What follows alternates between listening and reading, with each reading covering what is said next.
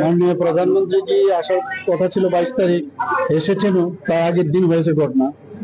এবং আপনারা সবাই জানেন যে ভারতীয় জনতা পার্টির ওইখানে খেজামারাতে যে আমাদের মন্ডল আছে, তার উদ্যোগে যারা আমাদের ট্রাইবেল মহিলারা আছেন, সেই মহিলাদের বাচ্চা দেওয়ার একটা কার্যক্রম ছিল।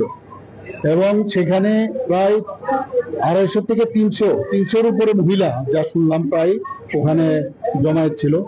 এবং তাদেরকে যখনই বাচ্চা দেওয়ার যে ব্যবস্থায় বিতরণ করছিল, তখন আমাদের একজন সাংবাদিক সেখানে ও ভিডিও করছিল।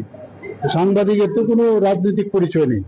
ওখানে যাওয়ার পর যেহেতু এটা ভারতীয় জনতা পার্টির কার্যক্রম, সেই কারণে উনি ভারতীয় জনতা পার্টির কার্যক্রমের ফটো তুলতে পারবে না এই বলে তাকে মারবার উদ্দেশ্যে, যা দেখলাম তার ওর থেকে আমি খবর পেলাম যে, এবং সে মারবার উদ্দেশ্যেই কিন্তু তারা অ্যাটাক করলো তাকে।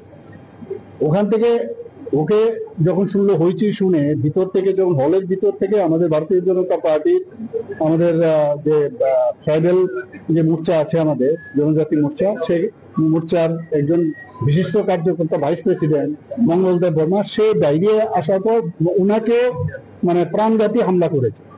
এই তো হচ্ছে এগুলো।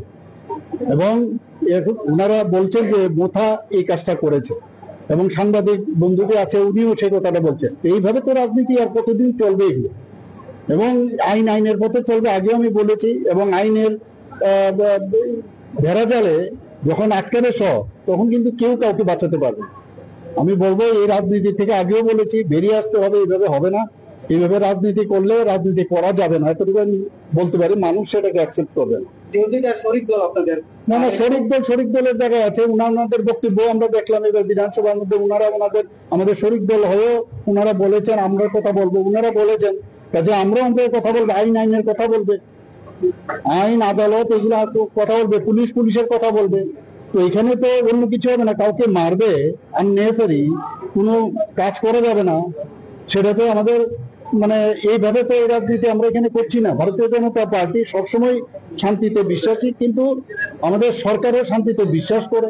কাজেই এখানে এই ধরনের ঘটনাতে কোনো অবস্থায়, কালকে আপনি দেখেছেন আমাদের এক মন্ডল অফিস আগুন দিয়ে পুড়িয়ে দিয়েছে, মান্দাই মন্ডলে। কি হচ্ছেটা কি এগুলো? এবং এটা পুরো চক্রান্ত আছে, এর পিছনে অনেক লোকের মধ্যে আছে।